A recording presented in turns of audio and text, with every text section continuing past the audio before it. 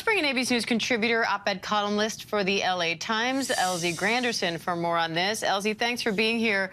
What's at stake when these district lines are redrawn like this?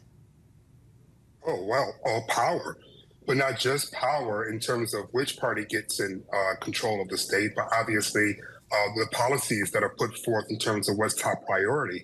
So if you happen to be, someone, a voter who happens to be in a large urban city, you may have issues that are more important to you. You may tend to lean more left. If you're gerrymandered or watered down, you may not actually have enough legislative power to get the things you need passed through. And the same is true if you happen to be in the rural communities.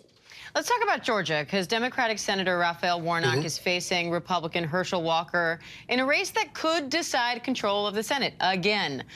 So what does this mean from a cultural standpoint?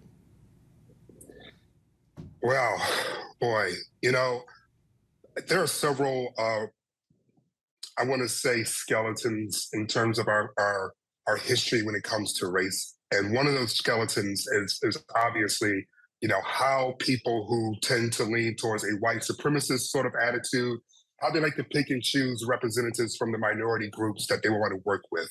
And I'm not calling Herschel Walker any name whatsoever. But what I will say is this. I don't think any rational person would think he is an eligible candidate for Senate. He's been disqualified in so many different ways under normal circumstances, but because of the racial tensions in this country, he has been allowed to continue on and now may very well represent Georgia in the Senate, which will be a tremendous, tremendous crime, in my opinion, because with all the progress we've made in terms of racial reconciliation, if that's the phrase we want to use, healing, civil rights movement, whatever the phrase du jour, Herschel Walker being elected to the Senate represents the exact opposite of all that progress, in my opinion. Again, I'm not saying anything bad about him specifically, but I think we all recognize what's happening here, and it's a doggone shame. Now, Georgia's race for governor is tight as well. Democrat Stacey Abrams does not have the same momentum she did in 2018 against Republican Brian Kemp. So why do you think that is? Why is she struggling? She's in a state that she can't win, statewide, and it's the same fate that, I'm afraid that perhaps Beto O'Rourke may be facing. And there are other politicians on both sides of the aisle, if you will, who may be popular nationally, but in the state in which they are most likely to be elected, they can't win a statewide election. At the end of the midterm election season, whenever we finally get the results, and, who knows when that actually will be, some of these individuals who are national superstars but can't win statewide elections are going to have to reconsider how they consolidate their power.